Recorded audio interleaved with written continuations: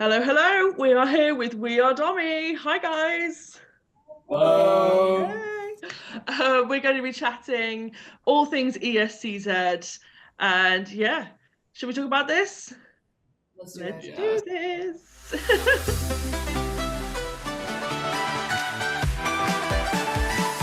Where are you now when I miss you? You're sailing around in my peripheral. Where are you now? Where are you now? Where are you now? Oh. So, your song, can you tell us a little bit about your song, what it means to you, and like what made you want to put this forward for Eurovision?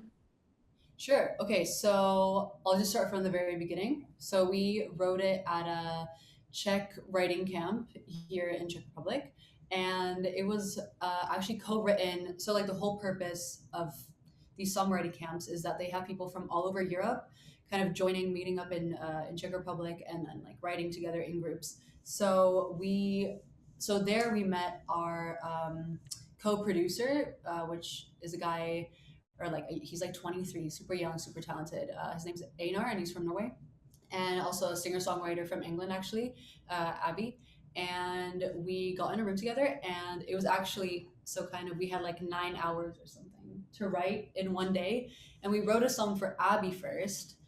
Which was an absolute bop. And then we had 3 hours to spare. So we were like, all right, like we're here for 3 days. We might as well just get in a song, like just try something that just like comes from the heart, like super quick. Like let's just like try this technique rather than like delving like way too hard into like every little thing. So within 3 hours, we wrote the demo, kind of like the skeleton of the song. And we were super happy with it. We were like, okay, wait a second. Okay, this could be something. Yeah. So we send it off to like the email, or like basically where you Submit. post to like Eurovision here in Czech Republic. And we actually sent off 2 other songs as well that we've written, not at the camp, or one of them was from the camp, doesn't matter. And the jury chose this one, and we were like, awesome, like this is like the perfect kind of song where you can like sing your heart out to. And obviously the jury knows what they're talking about, like they are experts, so they know like what song could potentially sound sick on a massive stage. And yeah, then we actually flew in the producer from Norway, finished up the song within another 3 days just to make it like perfect, send it off to like another producer that we've always worked with from England, Frankie Harper, from Leeds, actually, or we studied together in Leeds. He's from Brighton. He's from Brighton, but he studied in Leeds and now there. Finished it up, and that's kind of what you can hear on the live session and also like on our official recorded version. Yeah, I mean, it's a great fun song. Like it's really like high energy. Is that kind of definitely like compared to the other songs you also submitted, were they similarly high energy, or was it kind of like, was that a conscious decision for like a Eurovision submission? I would say No, yes and no. Like one of the other songs we submitted were also quite high energy, because we feel like when we only have 3 minutes to be on stage, we want to do as much as possible in those 3 minutes, you know. So those 2 of the songs we submitted were really high energy, and the last one was a bit more fun, you know, like a bit more like, I don't know how to explain it. How do you explain it? Oh, which song you're talking about? FU. FU. Oh yeah, we had a song called FU. Try to make it PG. Try to make it PG, but if you heard the demo, the whole intro is like, am I allowed to swear? Sorry. Don't swear. I'll say maybe one. But like the intro is like Say fridge. F-U, F-U, F, like continuing. And we were like, Eurovision's not gonna, because we would have to sing like frick you. Yeah, like Annabelle's had to with her song. Yeah. Exactly. So that was a really tricky song because it was so like the specifics were on those bad words. Yeah. So we're kind of like, we'll take it in. But honestly, we're really happy with them choosing this song because we think it'll like thrive the most, and I think people will relate to it the most. So yeah.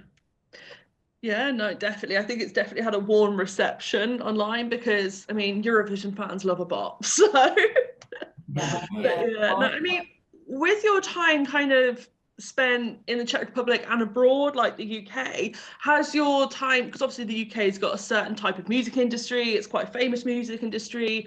Has your time there influenced your sound, influenced any kind of songwriting that you do?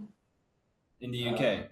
Yeah, just just your time in the UK and your time in the Czech Republic. Like, how have those things influenced your songwriting? That's a cool question. Well, so of course we all studied in the UK, and we studied at the music conservatoire as well. So of course, every day everything was about music. We knew the underground music. I'm not saying the whole underground music, but we knew a lot of musicians in the Leeds area. So we knew always about the gigs, and of course we discussed a lot of music with these people as well. And that has definitely influenced us a lot as a band since we got formed there. And then moving to Czech Republic. well, it was during lockdown time. Yeah, so we haven't been able to go to way too many gigs here, to be fair, and I'm not sure how much Czech influence we actually got. Well, it's definitely a bit, since Dominica is. So I'm Czech, yeah. Czech, so. I'm Czech. Also, I'm like half Czech, half American, but like my blood is Czech. So like my parents, kind of like showed me from like since I was born, like the whole Czech culture. I've always listened to like Czech music, but growing up in America, it was like Disney. Hello, like that's like my vibe. Like, you know, as like a kiddo, and then I got into a lot of like, my parents also loved like the Beatles, ABBA. Like my mom was obsessed with Celine Dion. Celine Dion was in Eurovision, And which ABBA, I of like, course, yeah. like a year ago or something, and I was like, What? what? Have you seen the video of her in Eurovision? Because her hair and her outfit are iconic in that.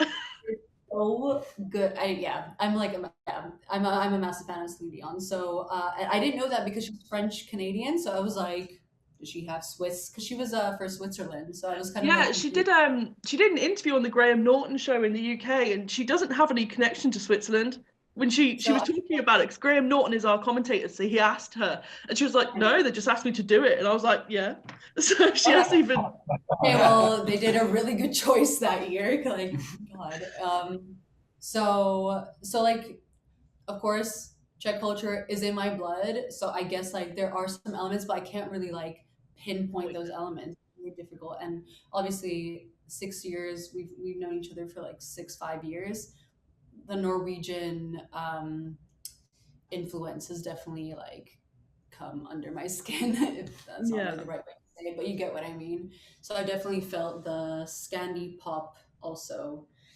Yeah, definitely. Like, yeah, because it does sound like that Scandi pop mixed with like UK chart banger. So I guess that makes a lot of sense. How did kind of watching your performance that you've done for people to vote on? A really big obvious thing to ask is what's up with the violin bow? Yes, I like the attention. How did this come about? I read so many comments on the YouTube video, and of course there is a few, and I replied to them like really detailed. Okay, so the bow guitar, that is actually something I customized during my masters in the UK. Okay. So we got 3 strings, not 6. I bet it's a bit hard to watch since it's a really dark lighting lights. So yeah, 3 strings, and I've arched it as a bow as well. So what I'm trying to do with it is to make it sound a bit more like a cello, but also after getting it to sound nice without effects. Of course, a guitarist would know like loads of effect pedals. Octave pedals, reverb, delay, etc. And then it's more about soundscaping it to make it fit the song really nice. Since of course standing and dancing and playing it, you can't really play loads of different notes. So I'm thinking more about soundscaping with it, with texture and sound texture. but I really like playing it. It's a bit more fun than just playing guitar. Yeah, we Yeah, saw one review. definitely. We saw Sorry? one review that like Casper playing the bow guitar in the background. They were like, yeah, it takes all the focus away from the singer. And Casper was like, yes. It's like, I know. what I wanted to do. I'll get the spotlight. I mean, you have to be memorable on a Saturday night with 25 other songs, like, and it definitely is, because it's one. I feel like it is very Saturday night vibes. It's a really fun song, right? Yeah, it's Yeah, For definitely sure. a good pre-drinks vibe. What was it about Eurovision that actually made you want to try go for it? Like about the contest itself, and has the increased success of Eurovision artists kind of helped you want to go for that? Because I mean, you look at Måneskin, they are headlining or one of the headliners for Reading and Leeds Festival. They have been on every American TV show. They were on the EMA Awards. Like, has all of that, and Duncan Lawrence has got a platinum record with Arcade now. Has that success made you want to go for it, or is it like Eurovision itself? And like, what are your memories of Eurovision? I feel like you guys have a. Well, definitely. We've always known Eurovision as a thing. Like me and Casper in Norway, Eurovision is massive. So Yeah. when we were kids, we were always like sitting in front of the TV Saturday night. Eurovision Norwegian final is on, and in a few Saturday nights the grand final is on. So we like watched all of that, and it's always been part of us. And then obviously we did different things. We did our jazz degrees, and then we didn't watch it for a few years, and then we picked it back up a few years ago now. And I wouldn't say like the success is why we're doing it, but it's definitely a factor. Like it's a really good opportunity for us to show ourselves to more than just whoever already knows us, you know. Yeah. And it's such a cool opportunity to just go on stage. You can potentially, if we get to the final, play on such a cool stage. We have so many opportunities to design the stage exactly how we would want to portray the song. And yeah, it's just such a cool opportunity, you know. Yeah, definitely.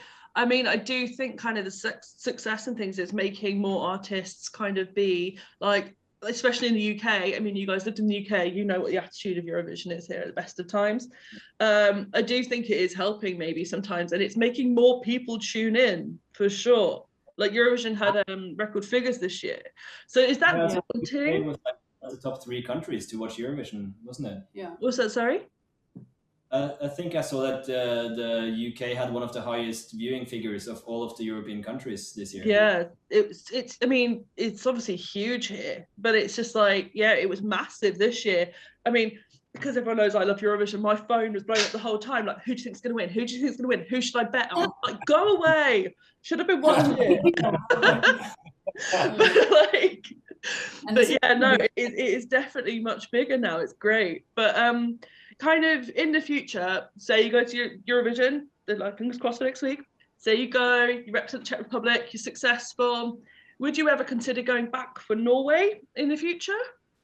Ooh. Oh, guys. And I mean, since you lived in America, would you consider doing the America contest? like actually going into like a contest, is that what you Yeah, they're doing Eurovision, but in America, like the states competing against each other. That's in February, I think. Is that like the first season though? Yep, they're doing. It's the first time. It's going to be on NBC. It's like proper big.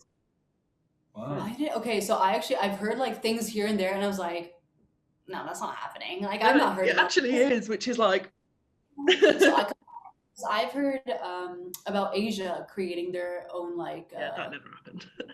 But then I heard there was like some complications. I don't know. Are we like having a gossip sesh right now? We're like, I think so.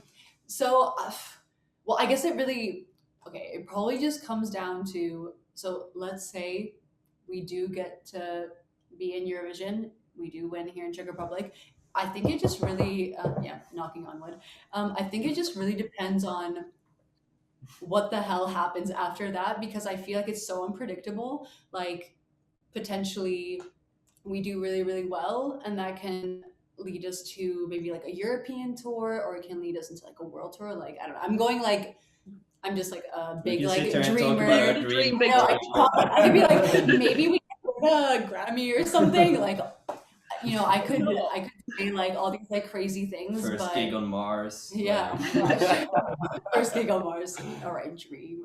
But I think it really just comes down to what the situation. Because honestly, like half a year ago, we didn't know that we were going to be chosen into even just like being a finalist here in Czech Republic, and now we're in this position, and now we're like, okay, potentially we'll be in the semifinals in like Eurovision. So I think we're taking it step by step because like honestly we would go crazy from thinking like what could be, what could not be. Yeah. So I think we're just taking it step by step, like trying our best like in the moment, in the present. Otherwise we would go mental. But obviously we want to like keep our hopes high, but also not like freak Like to out every overwhelm single day and like wake up like what's gonna happen. And so For sure.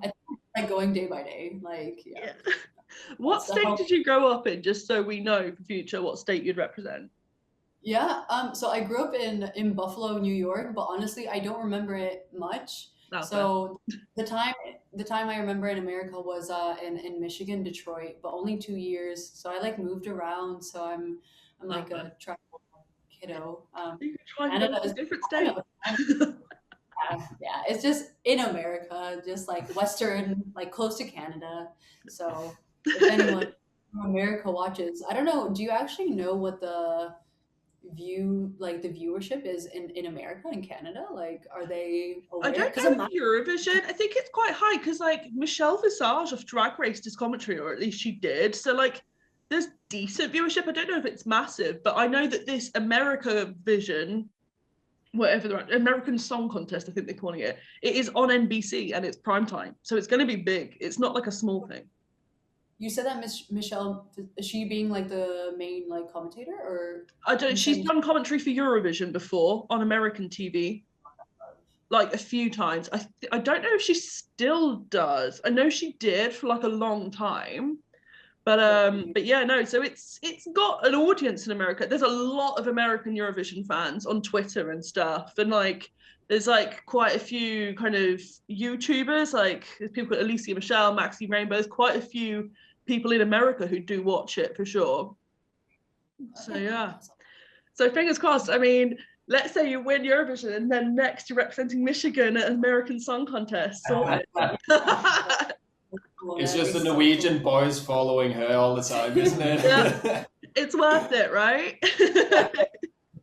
Yeah. for sure. Right, well, what do 100%. you kind of have to say to the viewers who are really behind you or like haven't maybe made their decision yet between like your song or another one? Because I know you guys have been really popular on social media. What do you want to say to people who either have voted for you or are thinking of voting for you? Hlasui pro nás, ty dáre bako. Okay, you're so confused. Sorry. So maybe do a context of what Yeah. you just said. Yeah, no. So that was for the Czech fans. It was just on some national Good Morning news. Yeah. And me and Ben don't know Czech, which is not a big. Oh, it's not that good when we're representing Czech Republic, and all the interviews we usually do is in Czech. So we try to learn a few phrases, and this was 6:30 in the morning. I was sitting in the taxi towards this TV channel, and I tried to find a cool phrase though to say on the TV channel, and I just Google translated "Vote for us, you rascal," and That's so And- good. and I said it to him. It was But such, I pointed at it as well, and he seemed to enjoy it. He But was he like- also, yeah, he was like, Okay, I'm sorry. yeah. it was super cute. So No, but to actually answer your question, though. Yeah. to actually answer, you No, like honestly, it's Yeah. so overwhelming, and it went from like 0 to 100 from last week to this week, and we just went to full inbox all day, and we're just sitting there smiling, replying to so many nice comments Yeah. and so many people supporting us. People telling us they, oh yeah, I created 5 email addresses and voted for you, and it's like yeah, it's like, so real, so nice, and I love it Dedicated personally. fan base. Excellent. nice. So Uh, Well, thank you so much for chatting to me, guys. It's been so fun, and yeah, fingers crossed. Thank you so much. And you yeah, so much. we'll hopefully be chatting soon. Yeah. Awesome. Yeah. All right, have a good Enjoy the weekend.